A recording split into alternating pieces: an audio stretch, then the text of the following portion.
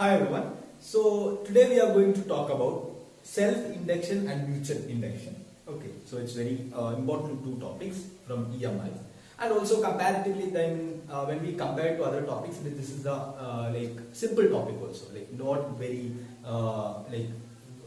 very difficult equations or anything. You cannot find any difficult equations here. Okay, so only thing is you have to understand the concepts very well.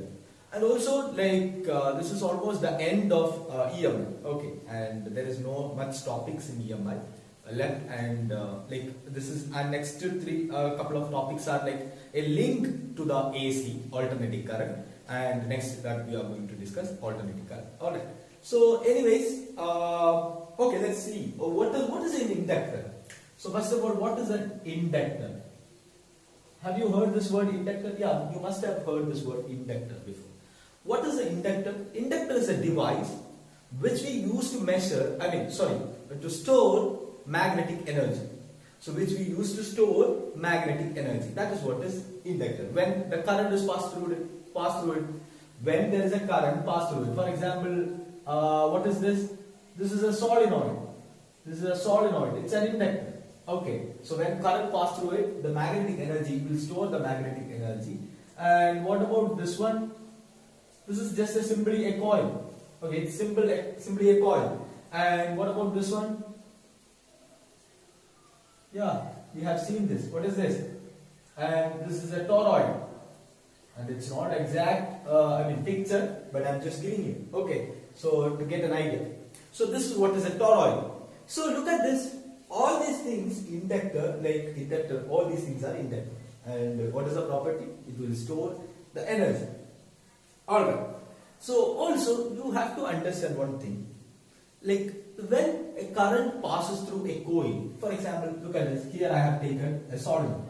A solenoid is connected to a battery which has EMF E, okay, and this is switch, and switch is connected, and the current is passing through it, okay, and this is a rheostat, we have just connected to for the sake of completion of circuit. Alright, so look at this. So here, when the current passes through it, obviously there will be a magnetic field associated with this. Okay, and if the current is increasing or decreasing, then there will be a change in magnetic field here. That means the flex is changing. There will be a change in flex changing, or flex will be changing. So that due to that one, there will be an induced EMF. So what will happen if there is a flex change? There will be an induced EMF produced by this coil, and that process is known as self-induction. Self-induction, and you just at least you understand. So whenever there is a I'm going to explain it again once again. So whenever there is a flex change in a coil, then you have to understand that there will be an induced EMF. There will be an induced EMF. Okay, and this flex change would be due to two cases. There are two cases associated with this one, and first one you have to understand, that is the self-induction that we have explained. What is the meaning of self-induction? Self-induction means, look at this, there is a current passing through this coil, and due to that current there will be a flex change, there will be a magnetic field change. So that due to that one, due to the self flex change and the flex change due to the self itself, so that kind of thing is known as self-induction, and the EMF induced is known as self-induced EMF. Self-induced EMF.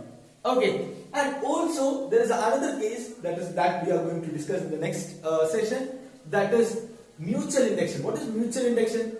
If there is another coil here, and the flex linked with the another coil, and the nearby coil and the neighboring coil is changing, then there would be an induced EMF and induced current in the secondary coil. So that is known as mutual induction. So self means, so the flex is linked with the same coil, that coil itself.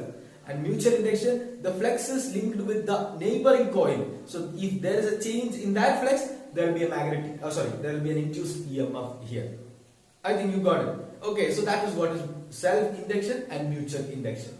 Okay, and we are going to talk about mutual induction, I mean self-induction first, and then mutual induction in a detailed manner. So let's talk about that. Okay, thank you.